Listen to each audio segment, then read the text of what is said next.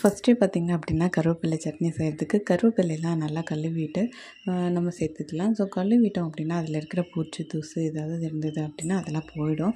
So அதுக்காக தான் ஒரு 2-3 டைம் வந்து நம்ம நல்லா கழுவி எடுத்துக்கணும். ஸோ கூடவே கொஞ்சமாக கொத்தமல்லி தழை போட்டுக்கிறேன். ஸோ நீங்கள் இதை கருவேப்பிலை மட்டுமே வச்சு இந்த சட்னி செய்யலாம், கொத்தமல்லி மட்டுமே வச்சு இது செய்யலாம். ஸோ 2யும் சேர்த்து நான் செஞ்சுருக்கேன். ஸோ 2மே இருந்தனால 2மே சேர்த்து செஞ்சுருக்கேன். ஸோ இது வந்து பச்சையாக தான் போட்டு அரைக்கணும். அப்போ தான் இதோட சத்து வந்து ஃபுல்லாக கம்ப்ளீட்டாக நமக்கு கிடைக்கும்.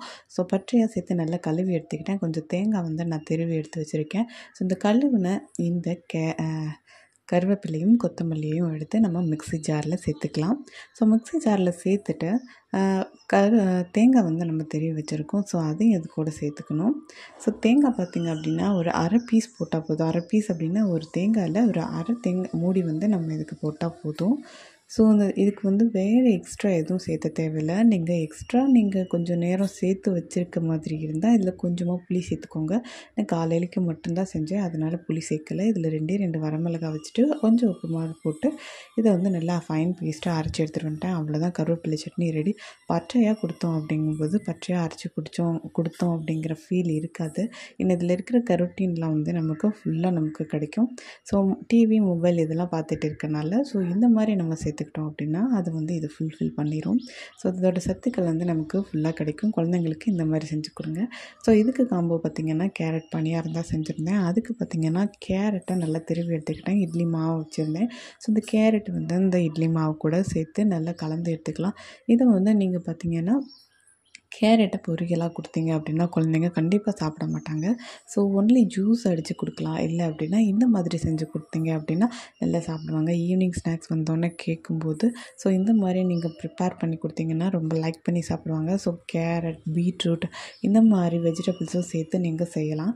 இதை வந்து பணியாரமாக மட்டும் சேர்க்கணுமா அப்படின்னா கிடையாதுங்க. பணியாரமாக சேர்க்கலாம், இட்லியாக பண்ணலாம், தோசையாகவும் பண்ணலாம். ஸோ உங்கள் குழந்தைங்களுக்கு என்ன பிடிக்குமோ அதுக்கு தகுந்த மாதிரி அந்த டிஷ்ஷஸை நீங்கள் செஞ்சு கொடுத்தீங்கன்னா சாப்பிடுவாங்க. ஸோ ஹெல்த்தியாகவும் நமக்கு இருக்கும்.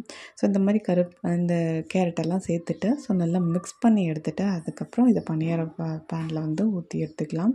ஸோ இதில் இன்னொரு விஷயம் என்ன அப்படின்னு பார்த்தீங்கன்னா கேரட் வந்து நல்லா கண்ணுக்கு ரொம்ப ஹெல்த்து அப்படின்னு சொல்லுவாங்க.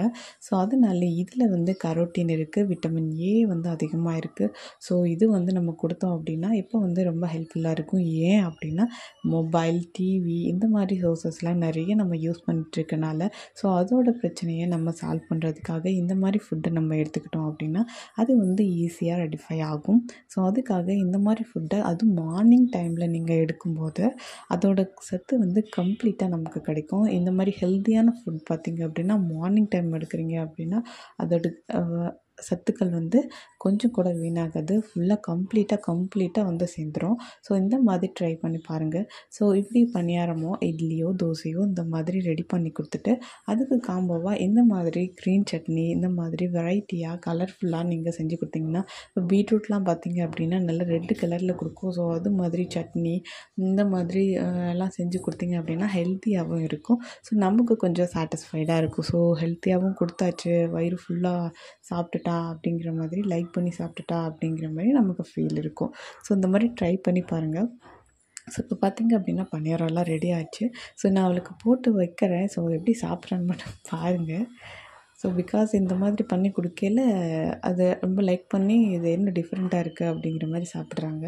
ஸோ பார்த்திங்கன்னா carrot paniyaram and carrot dosa and கருவேப்பிலை கொத்தமல்லி சட்னி பச்சையாக அரைச்சது எல்லாமே நம்ம கண்ணுக்கு ஹெல்த்தியான ஃபுட்டு தான் இன்றைக்கி பார்த்துருக்கோம். ஸோ இதே மாதிரி அடுத்த வீடியோவில் நான் உங்களை மீட் பண்ணுறேன்.